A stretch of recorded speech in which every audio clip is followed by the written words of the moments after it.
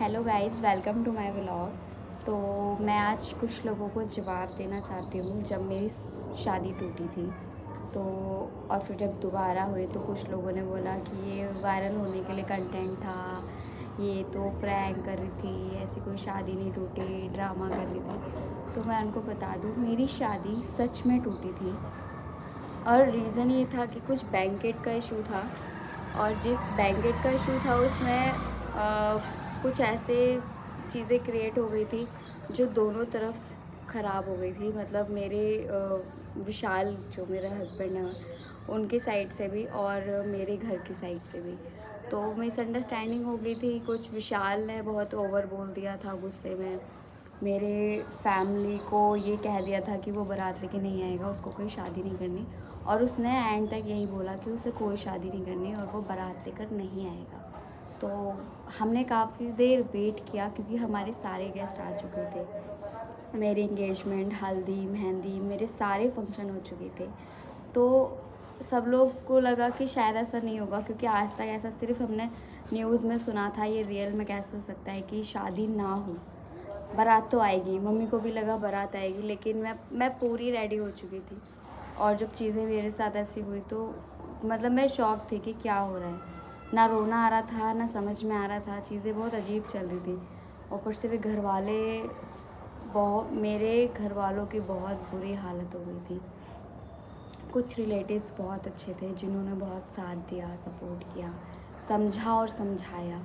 बाकी तो हंस रहे थे, खिल्ली उड़ा रहे थे कि वही लड़की पे उंगली उठा रहे थे। तो वो सारी चीज़ें हुई। उसमें मेरी जब रात को 11 बजे तक जब बारात नहीं आई और हम लोग वेट करते रह गए, तो फिर फ़ोन आता है, पता चलता है कि विशाल की मम्मी को अटैक आ गया था, पैनिक अटैक आ गया था।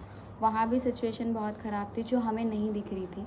हमें बस ये दिख रहा था कि शादी शायद टूट सकती है क्योंकि सब चीज़ें हो गई हैं। तो घर वाले इमोशनली बहुत हर्ट थे। ठीक है, फिर सारे गेस्ट बैंकेट में आ चुके हैं, हमारे घर आ चुके हैं। उन लोगों को समझाना कि शादी नहीं हो पाएगी, ये भी बहुत बड़ी बात थी। फिर उसमें जब 12 बजे विशाल आया तो सबका माइंडसेट ये था कि ये फ्रॉड है, इसने हमसे ऐसे-ऐसे कहा था। तो किसी ने भी, पहली बात तो मैं मिली ही नहीं। मेरा जो हालत थी वो बहुत ख़राब थी। ना मैं होश में थी, ना मैं बेहोश थी, ना मुझे कुछ समझ आ रहा था। मेरे लिए वो सिचुएशन हैंडल करना ही बहुत डिफ़िकल्ट था। तो पता क्या चला था, हुआ था कि विशाल आया था और उसको वापस भेज दिया गया था, क्योंकि उसने जिस तरीके से बात करी उस तरीके से मेरे घर वाले को डर था कि आज ये लड़का ऐसे बोल रहा है, कल कुछ और बोलेगा। और वो सही भी थी। उसके बाद जब शादी टूट गई, दहेज जा चुका था, जो लेन-देन होना था वो हो चुका था। कुछ एक्स्ट्रा था नहीं जो होना था, सिर्फ़ फेरे होने थे और मेरी विदाई होनी थी। वही मेन था और उसी में इतना ज़्यादा ड्रामा हुआ। सिर्फ़ बैंकेट के लिए और विशाल की बात, मतलब उसका जो टोन था, उसका बात करने का जो तरीका था, उस वजह से उसकी इमेज बहुत ख़राब हो गई थी। शादी मेरी फैमिली नहीं करवाना चाहती थी। उसके बाद जब शादी टूटी, अगले दिन से सब मुझे सँभाल रहे थे। मतलब मैं बहुत खुशनसीब हूँ कि मुझे ऐसा परिवार मिला, ऐसे भाई-भाभी मिले, ऐसी माँ मिली। मेरी मम्मी ने मुझे कहा था कि उस टाइम कि तू मेरे लिए मेरी बेटी नहीं है, मेरे लिए मेरा बेटा है। मैं तुझे सारी ज़िंदगी अपने पास रख सकती हूँ, पाल सकती हूँ। तो बहुत हिम्मत तो मिल रही थी, लेकिन अंदर से टूटती भी जा रही थी कि ये क्या हो गया? मैंने बचपन से, मतलब शादी का बहुत शौक था, उसमें सपने सजाना, ये करना, वो करना। फिर शादी जब मैंने करने की सोचा तो मैंने कुछ नहीं देखा, सिर्फ़ विशाल का दिल देखा। मैंने नहीं देखा कि पैसे कितने हैं, कितना कमाता है, कैसा दिखता है, क्या नहीं है। मुझे ये लगा कि वो मेरी बहुत केयर कर रहा था, उसका दिल बहुत अच्छा है। तो वो चीज़ें जब गलत साबित हुई तो मैं भी टूट गई थी। जब उसने इस तरीके से ट्रीट करा, उसने ये नहीं सोचा कि मैं रेडी हो चुकी हूँ, मुझ पे क्या बीतेगी। और दोबारा शादी होने का रीज़न ये था कि मेरी विशाल की शादी हम लोग पहले ही कर चुके थे आर्य समाज में, और 12/12/24 को हम वो शादी कर चुके थे। उसके बाद हमारी शादी टूटने के बाद चीज़ें वहीं ख़त्म नहीं हुई, वहाँ से चीज़ें और डिफ़िकल्ट हो गई, क्योंकि हमारा तलाक हुआ था। जो हमारा तलाक होना था ना, उसके लिए मेरी फैमिली, मेरे भाई, मतलब टच वुड मेरे भाई बहुत अच्छे हैं। मुझे नहीं लगता कि आज के ज़माने में कोई भाई अपनी बहन को इतना प्यार, इतना सपोर्ट करते हैं। मेरे को मेरे भाइयों ने मतलब उस टाइम बहुत सँभाला। जैसे बैकबोन होती है ना, उन्होंने मुझे उस तरीके से हैंडल किया। मैं टूटी तो थी, लेकिन उनकी जो हिम्मत मुझे मिल रही थी ना, उससे मेरा हौसला हो गया था कि कोई बात नहीं प्रिया, होता है। ये सोच के चीज़ें मैंने आगे की सोची। उसके बाद अगले दिन हम लोग वकील के पास गए, वकील को सारी चीज़ें बताई। उन्होंने बोला डाइवोर्स तो हो जाएगा, लेकिन थोड़ा-सा टाइम लगेगा। वो टाइम मैंने सोचा कि 1 डेढ़ साल, पता नहीं मेरी फैमिली कैसे सफ़र करेगी। सब लोग बोलेंगे कि शादी भी टूट गई, क्योंकि ये चीज़ें किसी को बताई नहीं थी कि इन्होंने पहले शादी कर रखी है। और ये चीज़ें फैलेगी, क्या इम्प्रेशन पड़ेगा मेरे बारे में, मेरी शादी दोबारा होने में कहीं दिक्कत ना आए। फैमिली को ये टेंशन भी थी। उसके बीच में विशाल अगले ही दिन से माफ़ी का सिलसिला शुरू कर देगा, ये भी नहीं पता था। वो सॉरी बोलने के लिए आता था, पूरा दिन बैठा रहता था कि मेरी फैमिली से या मुझसे कोई इससे बात करेगा, क्योंकि वो भी गिल्ट में था। उसने गुस्से में बोल तो दिया, चीज़ें कर तो दी, लेकिन वो हैंडल नहीं कर पाया। वहाँ उसकी मम्मी हॉस्पिटल में थी, यहाँ मैं तैयार होकर बैठी थी, चीज़ें बहुत ख़राब हो गई थी। तो उसने माफ़ी मांगी। मैं उससे फिर मिलने भी चली गई थी, मेरी फैमिली को नहीं पता था। मैं मिलने गई तो उसकी हालत देखी मैंने। वो बहुत सॉरी बोल रहा था, उसने मेरे पैर तक पकड़ लिए थे कि मेरी गलती है, मुझे माफ़ कर दीजिए। कहीं ना कहीं मैंने उसके साथ जो इतना टाइम स्पेंड किया था, तो मैं भी अंदर से वो हो गई थी कि क्या पता सच में हम समझ नहीं पाए, या गलती किसकी थी किसकी नहीं थी वो तो मुझे पता नहीं। बट जो बेइज्जती और जो मेरी फैमिली की हालत, उसकी फैमिली की हालत, वो जो चीज़ें थी ना, वो सोच के मेरा उसके तरफ मन हो नहीं रहा था। बट वो बार बार चीज़ें कर रहा। तो 1 महीने तक बस वो माफ़ी मांगता रहा, 1 महीने तक बस वो मनाता रहा अपनी फैमिली को, मेरी फैमिली को। कहीं ना कहीं फिर मेरे अंदर वो आ गया। मेरी फैमिली ने कहा था सिर्फ तेरे ऊपर है, तू क्या चाहती है हम तेरे साथ हैं। पहले तो मैंने बहुत ना करा कि नहीं करूँगी मैं। जो इंसान एंड टाइम पे ऐसे पलट गया, वो ज़िंदगी के किसी भी मोड़ पे पलट सकता है। बट जैसे 1 महीना हुआ ना, फिर मैं ही पिघल गई। विशाल घर छोड़ के भी चला गया था। वो बस माफ़ी ही मांगी जा रहा था। उसको भी नहीं समझ में आया कि उससे क्या हुआ। शायद मेरे साथ ये होना था कि मेरी शादी टूटी। फिर ये जो मेरी दोबारा शादी उसी से हुई ना, ये 3 दिन के अंदर सारा प्रोसेस हुआ, सारा।